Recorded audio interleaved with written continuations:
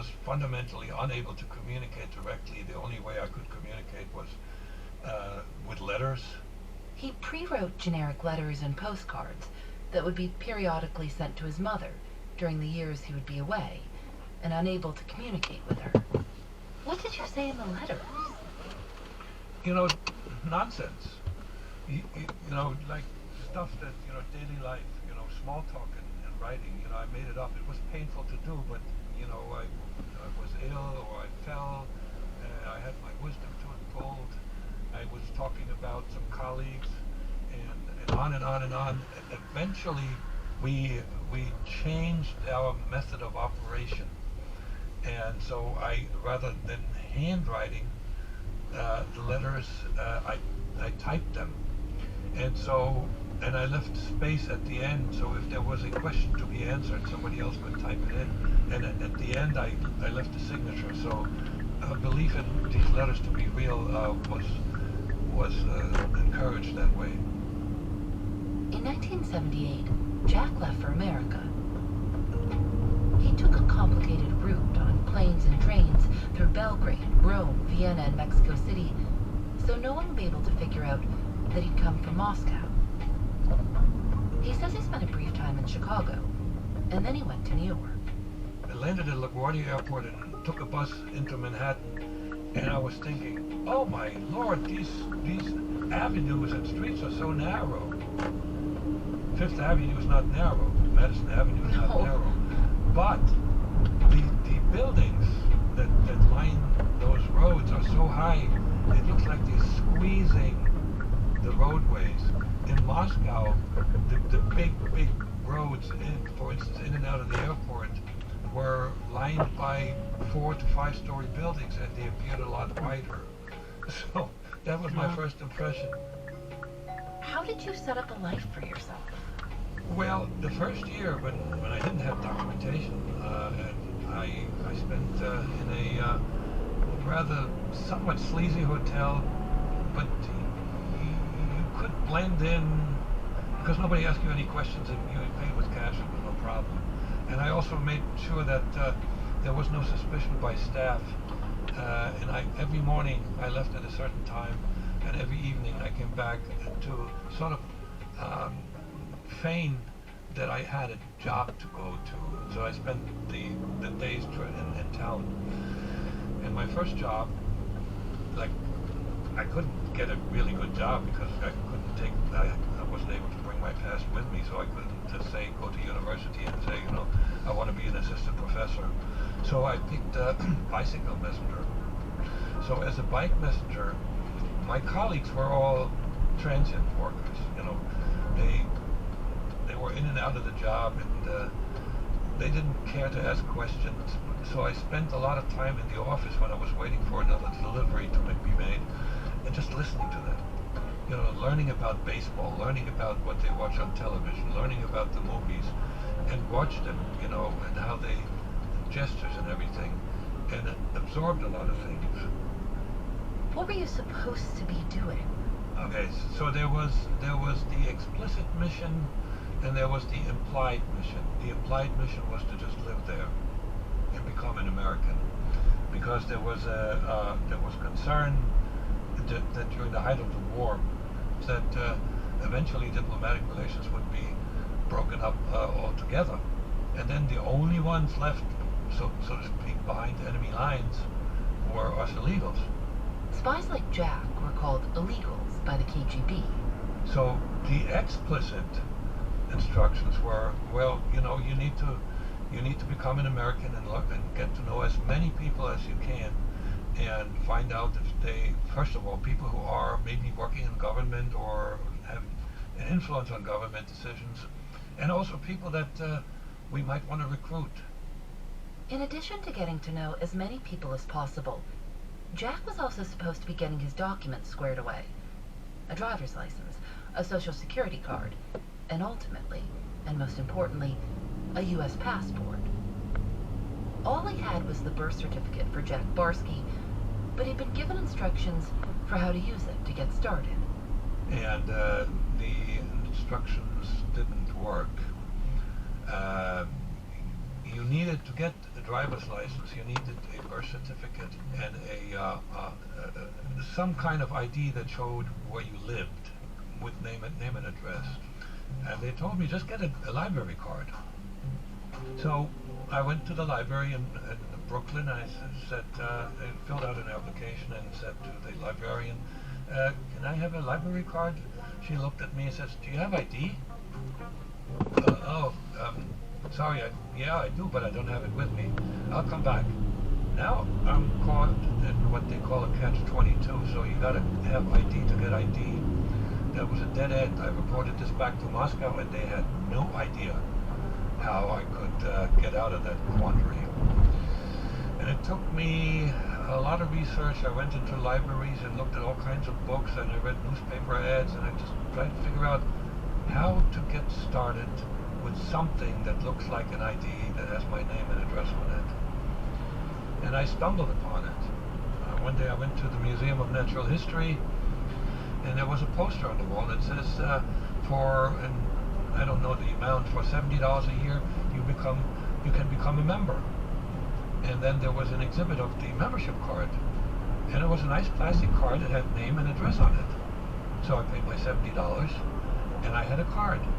And with that, I went to a different library, and that was acceptable to that librarian, and I got my library card. So from that point on, getting a driver's license was just a matter of learning how to drive in New York. To get his Social Security card, he said that before coming to New York City, he'd worked on a farm and hadn't needed a Social Security card. To sell the story, he didn't shave for a few days and put dirt under his fingernails before visiting the Social Security office. And it worked. He was approved. But when he tried to apply for a passport, one form he had to fill out included the question, "What high school did you attend?" Jack realized that they'd be able to figure out pretty easily that his answer was a lie, and that might trigger an investigation. Soon after that, Jack flew back to Moscow for debriefing and planning. He'd been in the United States for 2 years. One of the first things he did when he arrived was to read all the letters his mother had written him. He also read the letters from a woman he'd been seeing before he left for the United States, Gerlinda.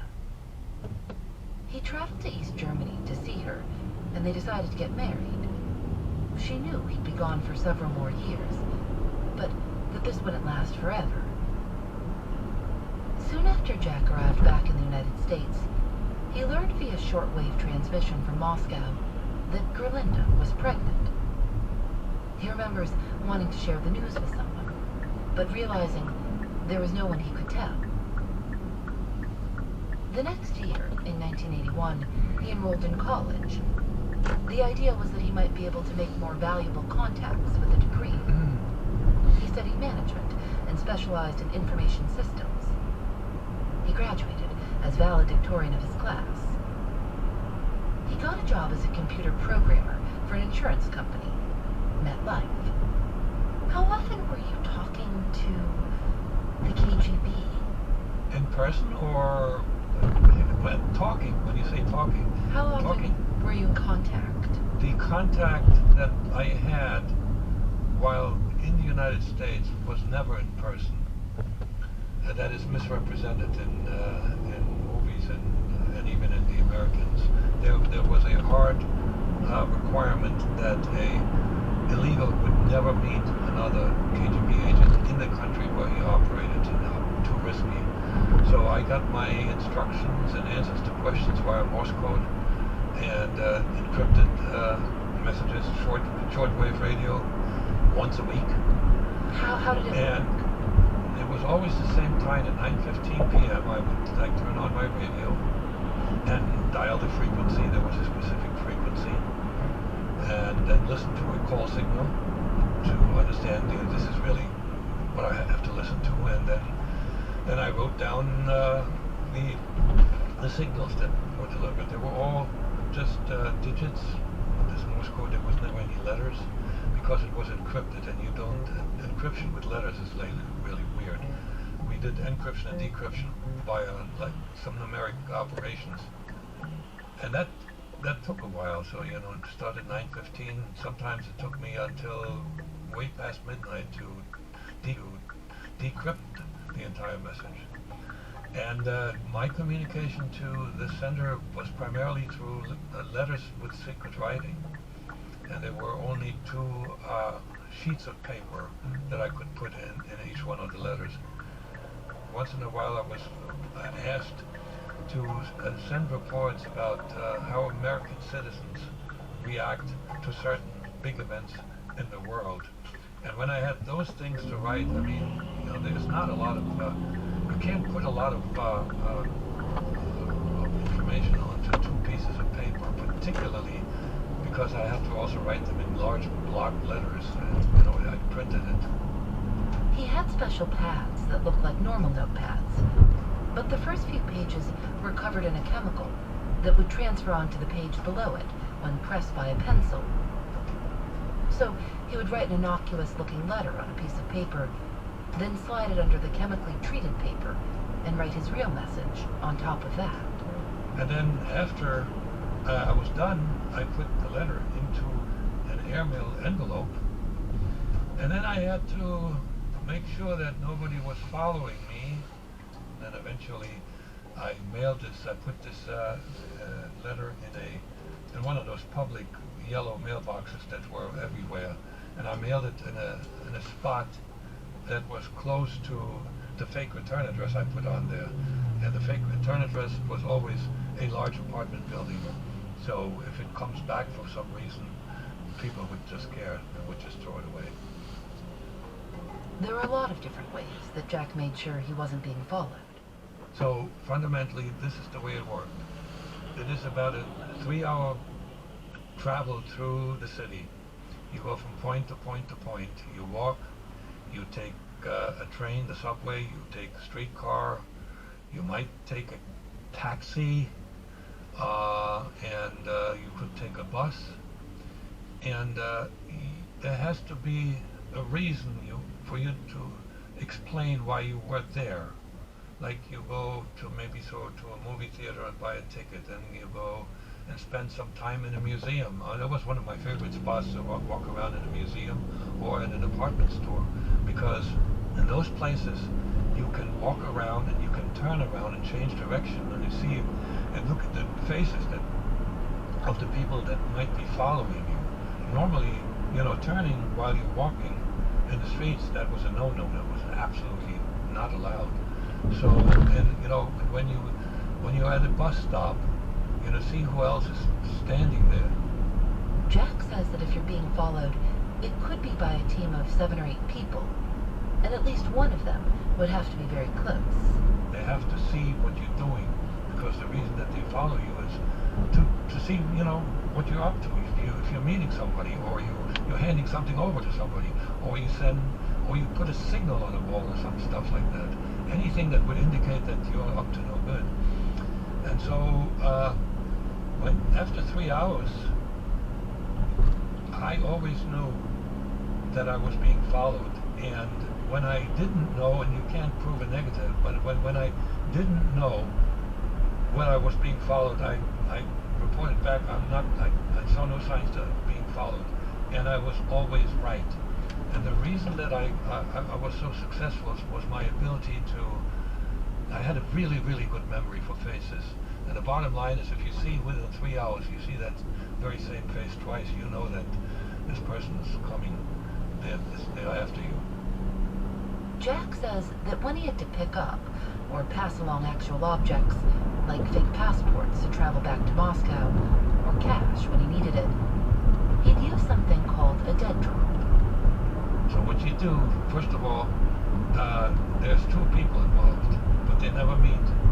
There's a spot where the spot is known to both people. There's a spot that is easily found, such as a fallen tree someplace in a park that is a certain number of steps from the entrance to the park.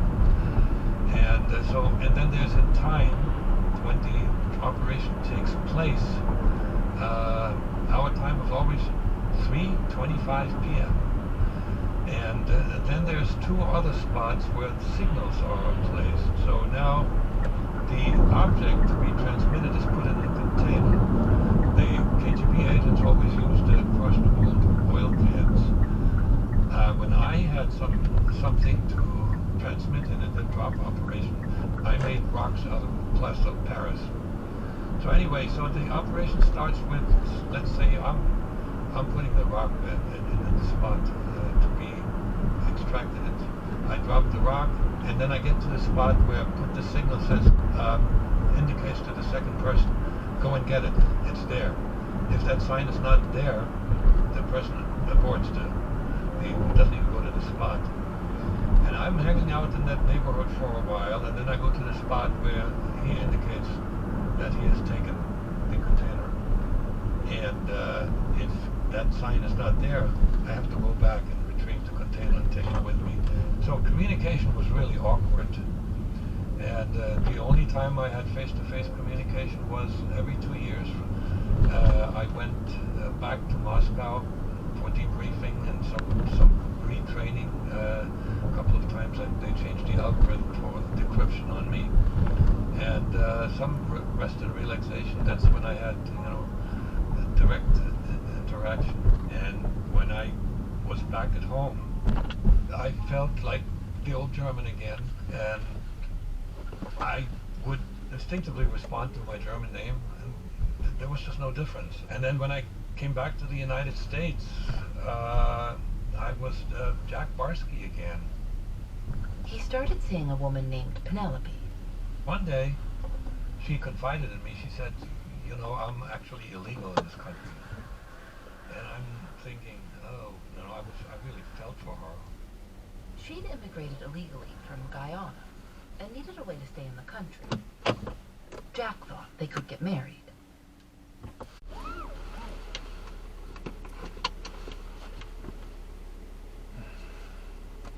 Awards, one of the most prestigious prizes in media. Between us, I don't think Naked Attraction will win. This is a show based on people cheekily assessing each other's junk. Well, nice, really. A nice form, nice shape. Do you think it's outrageous that HBO, the home of prestigious dramas like The Wire and The Sopranos, has stooped so low? Jones does not. He remembers when HBO aired programs like Real Sex and Taxicab Confessions. So that was its attraction. Its sister network, let's not forget, was called Cinemax, e.g. Skinemax.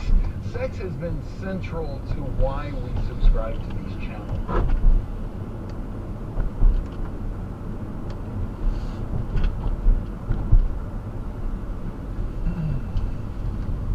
Goes all through Europe. Nudity is with us forever. Frankly, it's a central part of who and what we are as humans, and we're going to tell stories about it. Okay, I think we really need to see the boys' bums. Yes. You can call it nudity creep or maybe a bum rush.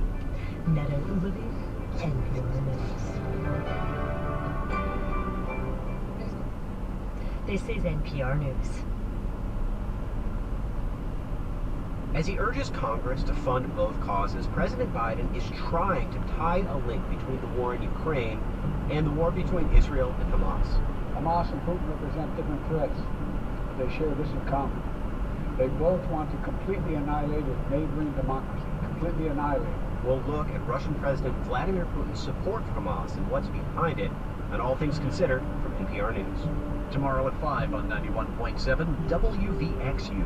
Support comes from St. Peter in Chains Cathedral's great music in a great space, presenting the ensemble Vox Luminis, internationally acclaimed for its one-of-a-kind sound. Sunday, October 22nd, 3 p.m. in the acoustic splendor of St. Peter in Chains Cathedral. Tickets available at the Cathedral box office and online at stpeterinchainscathedral.org. Northbound 75 between Town and Paddock. The two left lanes are blocked by a wreck. There's a vehicle fire southbound 275 after Kilby, and someone's walking in the roadway on Coleraine at 275.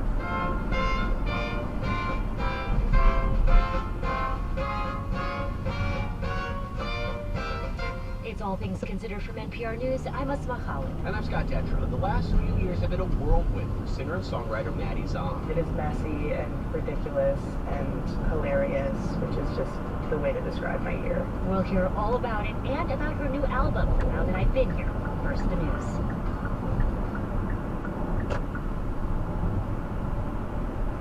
Live from NPR News in New York City, I'm Dwalisa Kautal. As Israel's bombardment of Gaza continues, recovery teams are still searching for the bodies of victims from the initial Hamas-led attack. NPR's Daniel Estrin observed a team combing through the ruins of homes at Kibbutz Be'eri along the Gaza border. This is the second phase now of the search and recovery effort in one of the hardest hit communities along the Gaza border here in Israel. It's the third day now that the search teams are going door to door looking for any remaining bodies of Israeli residents who hid. Some hid in closets, some hid in their safe rooms, and they were burned during the Hamas attacks. Just the other day, a rescue team found a mother and a child. They've gone through 50 homes out of a total of 400 homes here. They're going methodically door to door, trying to find any remaining bodies to give them a proper burial. NPR's Daniel Estrin reporting. The Justice Department is investigating the Trenton, New Jersey Police Department for potential civil rights violations. Harrison Malkin has more. The DOJ investigation will focus on whether Trenton's police department is engaging in excessive force and unlawfully stopping, searching, and arresting individuals. The investigation will review the department's policies, training, supervision, and more. U.S. Attorney for the District of New Jersey, Philip Selinger, says if police officers abuse the trust of a community, it undermines public safety and endangers the very citizens they swore to protect and serve. For NPR News, I'm Harrison Malkin. Representative Jim Jordan is no longer his party's nominee for Speaker of the House. He lost a secret ballot taken during a closed-door gathering of Republicans earlier today. You're listening to NPR News from New York City. Good afternoon. It's 5:33 and 58 degrees in Cincinnati. This is 91.7 WVXU. I'm Bill Reichardt. The village of Harveysburg has been in a legal battle to keep the Ohio Renaissance Festival within its borders. Now it's facing a new challenge. November 7th, voters could dissolve the village entirely. For the Ohio Newsroom, WOSU's Ali Vagrusik reports. A sample ballot for the November election in Harveysburg includes a mayoral race, 2 city council seats, 2 levy renewals, and the proposed surrender of Harveysburg's corporate powers. A majority yes vote on the measure added by citizen petition would dissolve the village, putting the 550-some residents and roughly 1 square mile of land in Massey Township. The village is currently home to the popular Ohio Renaissance Festival, but in December, the festival's parent company filed a civil suit in Warren County Common Pleas Court to detach, meaning it would stay in the same spot but legally be in Massey Township. The move came after a Harveysburg city council member suggested an entertainment tax on the festival's tickets. The effort to dissolve the village entirely was sparked by new permit fees that some residents found excessive. For the Ohio Newsroom, I'm Ali Bagrinsick. Even as cigarette and e-cigarette use among of-age and underage Ohioans trends downward, the Ohio Department of Health is sounding an alarm bell. State House correspondent Sarah Donaldson reports on the rapid rise in e-cigarette exposures among the state's youngest population. ODH Director Bruce Vanderhoff's concerns lie with children, particularly those under 5, accidentally ingesting or even coming in contact with the liquid in vaporizer cartridges. That liquid can contain anything from nicotine to THC and CBD to artificial flavors, or some mix. More incidents resulting in illness or injury have been documented by Ohio Poison Centers, and Central Ohio's Director Hannah Hayes says it's best for kids to not handle these products in any way. Children tend to mimic their environment. The state's warning comes less than 3 weeks from Election Day, when Ohioans will decide whether to legalize adult use of recreational marijuana, including THC, through cartridges. Sarah Donaldson for the Ohio Public Radio State House News Bureau. Fewer clouds tonight, a low of 44. Mostly cloudy for Saturday, a high tomorrow of 63, with some isolated showers in the afternoon to the northeast of Cincinnati. Partly cloudy Saturday night at 42. Partly cloudy Sunday with a high of 57. It is 57 degrees now. Support for NPR comes from this station and from Easy Cater, committed to helping companies from nonprofits to the Fortune 500 manage food for work. With online ordering from restaurants nationwide, budgeting tools, and payment by invoice. EasyCater.com. And from Procter & Gamble, maker of Metamucil, a fiber supplement containing psyllium, a plant-based fiber for trapping and removing waste in the digestive system, designed to be taken every day. More at metamucil.com. This is All Things Considered from NPR News. I'm Scott Detra. And I'm Asma Khalid. President Biden has been clear. He believes the United States must continue to support Ukraine and Israel. Today, the White House asked Congress to approve tens of billions of additional dollars for these conflicts. But before any of that aid can arrive in Eastern Europe or the Middle East, we also have questions about what the U.S. can do now as the humanitarian situation in Gaza continues to unravel. John Kirby is a spokesman with the White House National Security Council, and he's here to answer some of our questions. And sir, it is good to have you with us. Thank you so much for having me. So if I may begin actually with news today that 2 American citizens who are being held hostage by Hamas have been released. President Biden has issued a statement saying that his administration has been working around the clock to free American hostages. What can you tell us about how many people are still being held? Well, Hamas claims that there's, dozens, if not a couple of hundred. I think the Israeli Defense Force has roughly an estimate of a couple hundred as well. We don't know exactly what the total population is. We do know that there are additional American hostages being held. We don't think there's very many, but one is too many, and we want them all, not just the Americans, all hostages released immediately. And we continue to work on securing the release of additional Americans. There are also still American citizens in Gaza trying to leave, and one family that NPR has been in touch with told us that they no longer have fresh drinking water, that they have been drinking seawater.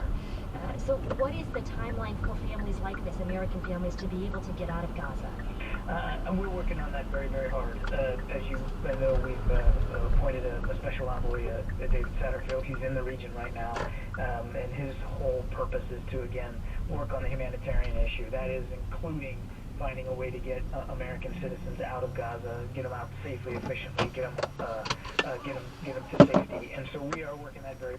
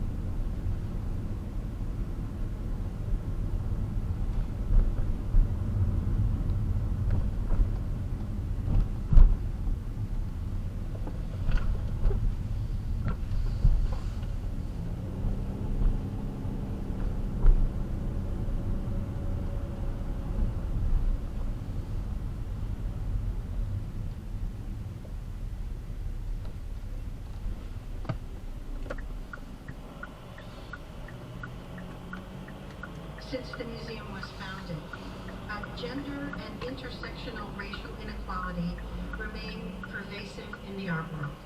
The director of the National Museum of Women in the Arts, Susan Fisher-Sterling, unveiled the renovations that took 2 years and $70 million to complete. NPR's Olivia Hampton got a preview. As you walk in, you're greeted by this large chandelier by Joana Vasconcelos. It's ruby red and gold, festooned with LED lighting that looks like Christmas lights. There's Murano glass. It's absolutely kitschy. Most pieces in the inaugural show, The Sky's the Limit, are also suspended overhead.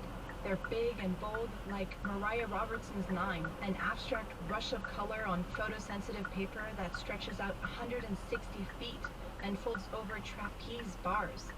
Senior curator Katie Watts said the work came all rolled up. And I thought, I'm sure it's cool, but I really don't have any idea what it looks like. And when we unfurled it, it just exceeded every expectation. I think of this as one of the sleepers in the show.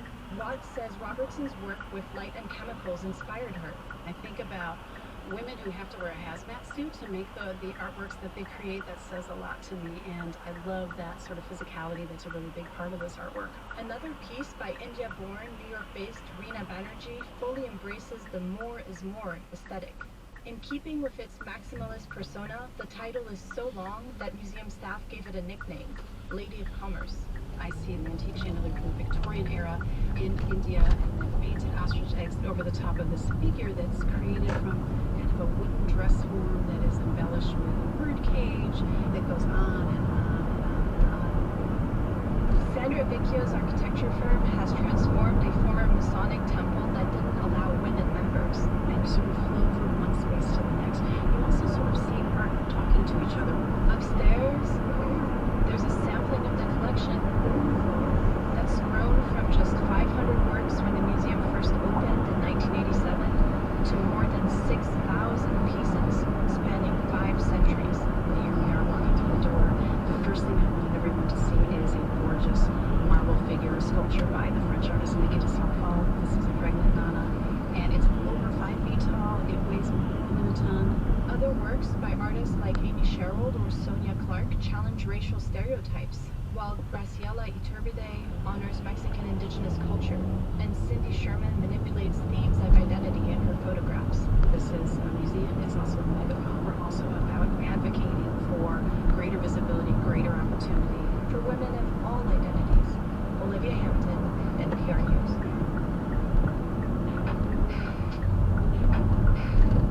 All Things Considered is a production of NPR News, which is solely responsible for its content. Like a story you heard on this or another NPR program? Share it with a friend at npr.org.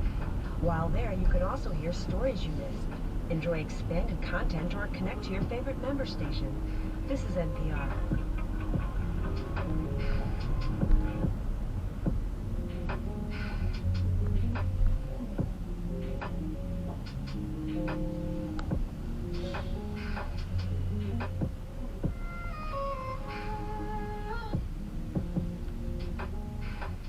Listening to All Things Considered from NPR News. Coming up on WBXU, Republican Congressman Jim Jordan of Ohio has dropped his bid to become the next Speaker of the House. Earlier today, Jordan tried and failed to rally support for his nomination. More on where this leaves the GOP.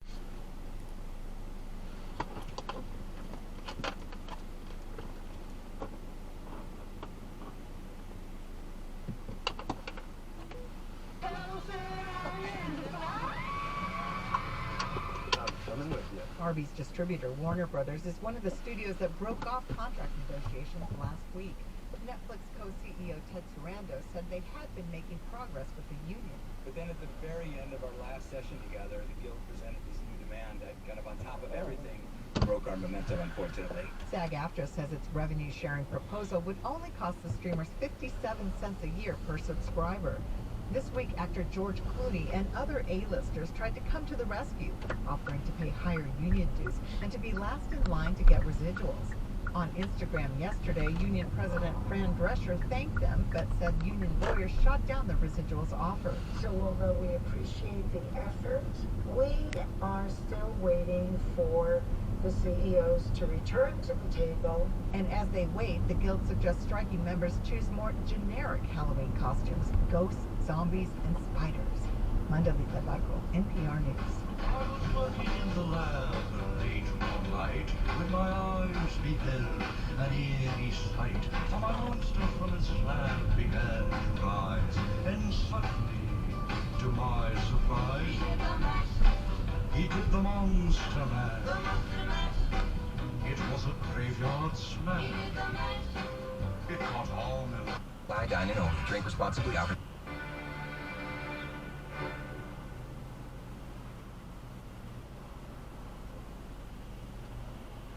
Well, did I succeed at making you miss being a child again? We just listened to Iona Brown and the Norwegian Chamber Orchestra perform Benjamin Britten's nostalgic Simple Symphony, fashioned from 8 fond melodies he wrote as a child.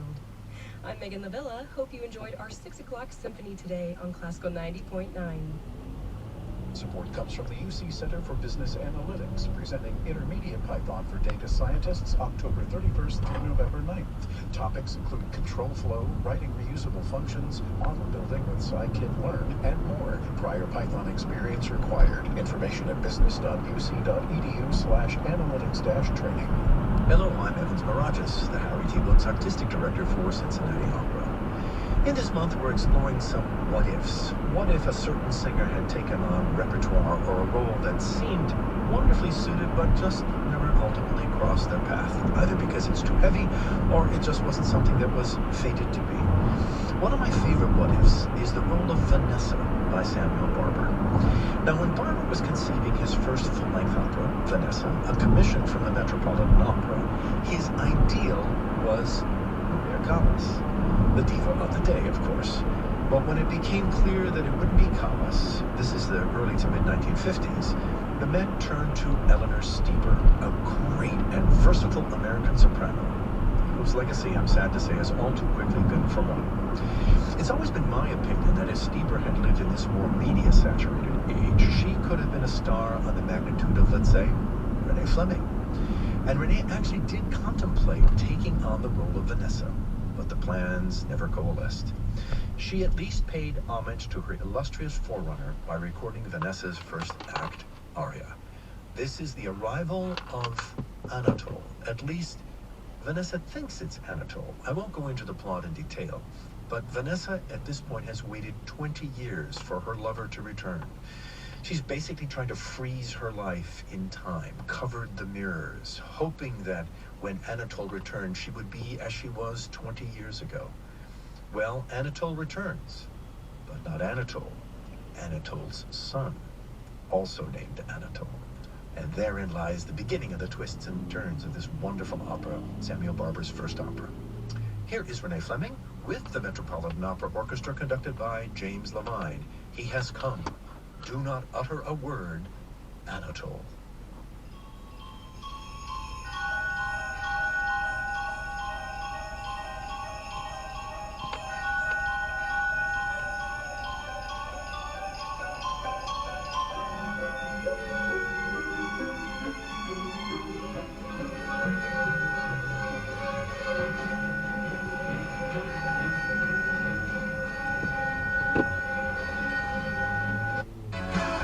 Where would all that money go? Yeah, a lot of money. The biggest earmark here is for Ukraine and its war against Russia. Biden has said Congress has asked Congress for about $61 billion. And this is a huge priority for him. He's promised in the past to stand by Ukraine for, quote, as long as it takes.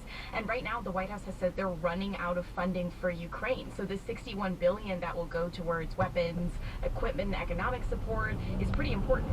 So what about Israel? How much is he asking for there? Yeah, the other major investment is about $14 billion that would go to Israel after the Hamas attacks. Biden said that this is an unprecedented amount of money, and that request has funding for air and missile defense, military and embassy support, and then there's also a big request for funding for humanitarian aid, about $9 billion of it, which the White House says will go toward Israel and Palestinians in Gaza and people affected by Russia's war on Ukraine. Okay, so it sounds like there are a lot of pieces in the supplemental package, and not everyone is going to support everything.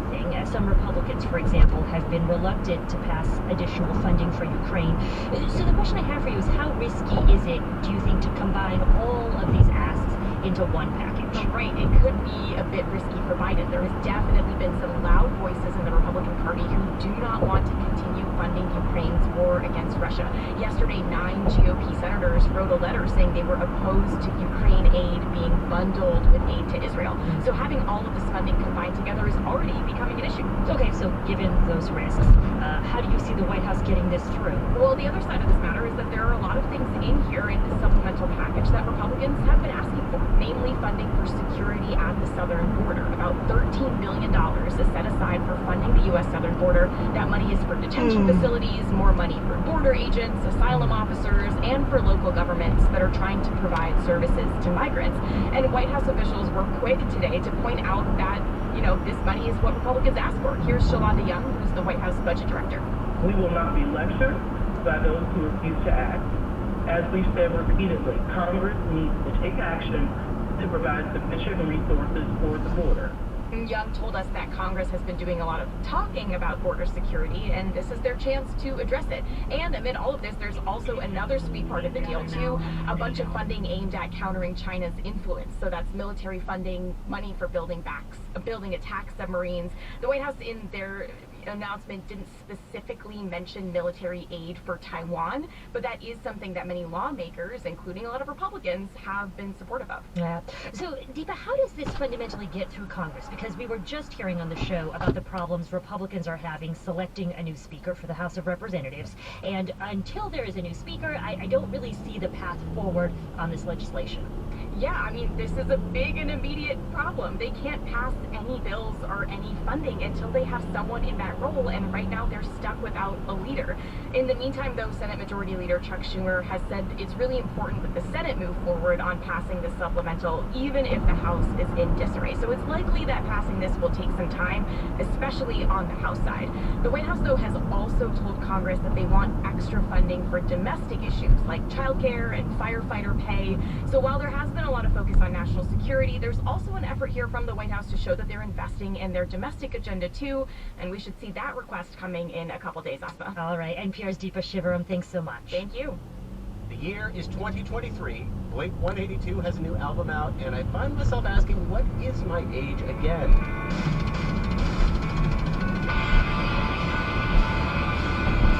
The record is called One More Time, and it is the first for their classic lineup in 12 years. The same three members who landed those pop-punk hits in the late 90s and early 2000s. So, we need to know, how is it? Do they try too hard?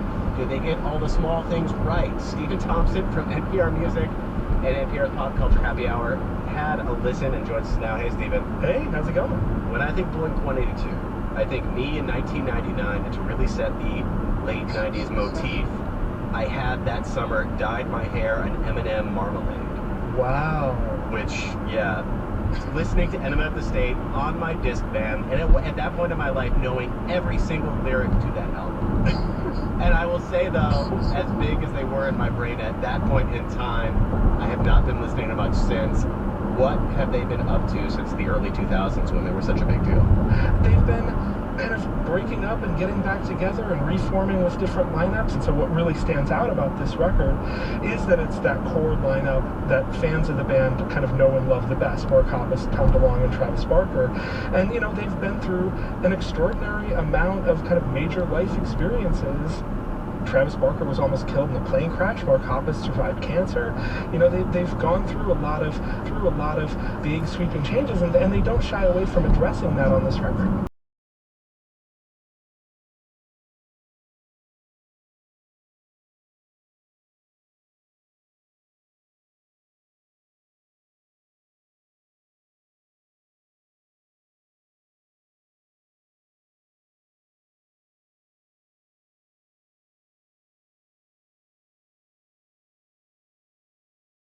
Songs that aren't about kind of the, cringe.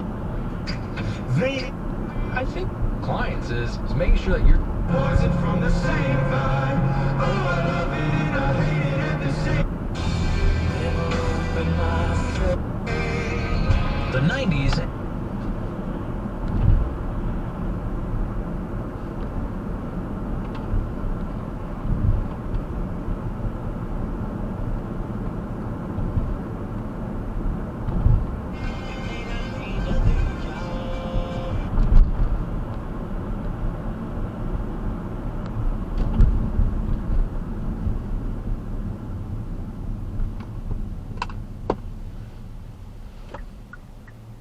This message comes from NPR sponsor Salesforce. Salesforce is all about asking more of AI. Questions like, Where is the data going? Is it private? Is it secure? Is it ready to use now? How about now? And if not now, when? And how? Get answers you can trust from Salesforce at askmoreofai.com. I'm glad you said that, because nobody says that. Can I just say thank you to you for such a thoughtful interview? Oh my God, yeah, I think you nailed it. Bullseye. Interviews with creators you love and creators you need to know. Listen to the Bullseye podcast only from NPR and Maximum Fun. Hey, it's Camila Kashani from NPR's StoryCorps podcast. I'm one of thousands of NPR network voices coming to you from over 200 local newsrooms across the country. We bring all Americans closer together through free and independent journalism, music, politics, culture, and so much more. The NPR Network. What you hear changes everything. Learn more at npr.org/network.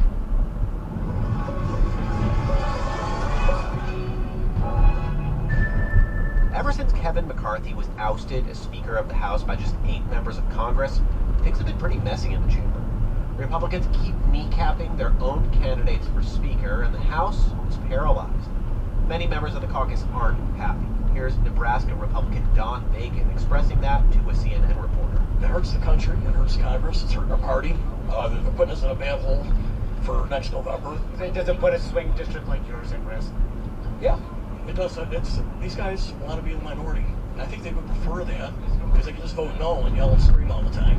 The anger and frustration is because none of the candidates nominated for Speaker have gotten enough votes. The latest one, Jim Jordan, is out after 3 strikes, 3 losing ballots on the House floor. No person having received a majority of the whole number of votes cast by surname, a Speaker has not been elected. Pursuant to Clause 12A of Rule 1, the Chair declares the House in recess subject to the call of the Chair. After that 3rd round of votes, Jordan lost a secret Republican-only vote to remain his party's nominee for Speaker. And this party divisiveness, especially ahead of an election, is not a good look for the Republican Party. In a speech at Georgetown University on Tuesday, Utah Senator Mitt Romney said the impasse, along with the initial ouster of McCarthy earlier this month, is proof that shaking things up is not the same as getting things done. You have people increasingly coming to Washington whose objective is to make noise, not to make law. You know, it's interesting. Here's a guy who wants to be the Speaker of the House. Do you know how many bills he's passed, that he's authored? None. How does a democracy work when the people that are most well known are those that aren't accomplishing things, but instead are performing? Romney recently decided to walk away from Congress rather than run for another term in the Senate. Not having a Speaker has pretty much shut down the business of governing. And the failure of Republicans in the House to band together enough to give any Speaker candidate a majority of the votes, it's making a lot of people nervous about just where the party is headed. Consider this. Jim Jordan is only the latest candidate to fail at his bid for Speaker. What does all the infighting mean for the Republican Party's ability to govern? From NPR, I'm Scott Detrow. It's Friday, October 20th. It's Consider This from NPR. House Republicans have ousted a Speaker, rejected 2 potential new Speakers, and have no consensus candidate. As of Friday afternoon, it's not clear what comes next. Earlier today, Ohio Republican Jim Jordan tried and failed to rally support for his nomination. On a 3rd ballot, his opposition grew to 25 Republican votes against him. Republicans then met behind closed doors and took secret ballots to see if lawmakers wanted Jordan to stay in the race. They did not, and Jordan dropped out. But it's important we do unite. Let's figure out who that individual is, get behind him, and get to work for the American people. Deposed former Speaker Kevin McCarthy told reporters there's no clear path forward. We are in a very bad position as a party. To talk more about this very bad position Republicans find themselves in, we are joined by NPR congressional correspondent Deirdre Walsh and political correspondent Susan Davis. Hey there. Hey there. Hey, Scott. So Deirdre, I'll start with you. Jordan, hugely popular with the conservative base. He had Donald Trump's support. Why couldn't he close the deal with his own party? Jordan's own legislative record and his tactics really alienated a significant block of House Republicans. Jordan is one of the sort of most conservative, far-right members of the House Republican Conference, and he's really earned this reputation as somebody who tries to blow up deals. And he's opposed spending bills to avoid shutdowns. He's voted against bipartisan farm bills, emergency aid bills, and many House Republicans were skeptical that Jim Jordan was going to be the speaker who would be able to navigate this big negotiation in less than a month to avoid another shutdown. But I think the thing that really angered many of his colleagues over recent days is really just the aggressive tactics his allies in the House and in right-wing media used to try to coerce colleagues to vote for him. And this really expanded the opposition to him. You know, members were getting death threats, a lot of social media messages targeting them. Jordan condemned that, but many think he just didn't do enough to stop it. Okay, so Kevin McCarthy is booted from the speakership. Majority Leader Steve Scalise is put forward by the party. He doesn't have enough votes. He pulls out. Jim Jordan now loses 3 ballots on the floor. He pulls out. Are there any members of the House Republican Conference with a feasible path right now to the speakership? I mean, that's the million-dollar question if anyone can get the 217 votes needed. Already, at least a half dozen or more House Republicans are running or making calls to be the next speaker. Some of the names include the current GOP whip Tom Emmer from Minnesota, Oklahoma Republican Kevin Hern, who runs a large group of fiscal conservatives, Louisiana Republican Mike Johnson, and there's some other names. I mean, members coming out of the meeting this afternoon expected a lot of people to run. One House Republican already said the next 48 hours will be like drinking from a fire hose with all the people running and all the calls they're going to be getting. Sue, over to you. Part of this is a math problem, right? Republicans just have this narrow majority. They can only lose a few votes to advance anything in the House. But it seems like there's something else going on here. It seems like there is a deeper fracturing of the party. Yeah, I mean, Kevin McCarthy told reporters after Jordan dropped out today that he's concerned about where the party can go from here. Jordan represents this wing of the party that was once seen as sort of fringe and is now much more mainstream inside the conference, and they've been empowered by people like McCarthy when he was speaker. And there's a real clash between these more revolutionary Republicans. They want to reshape the party, they want to reshape the country, and they are clashing with what I would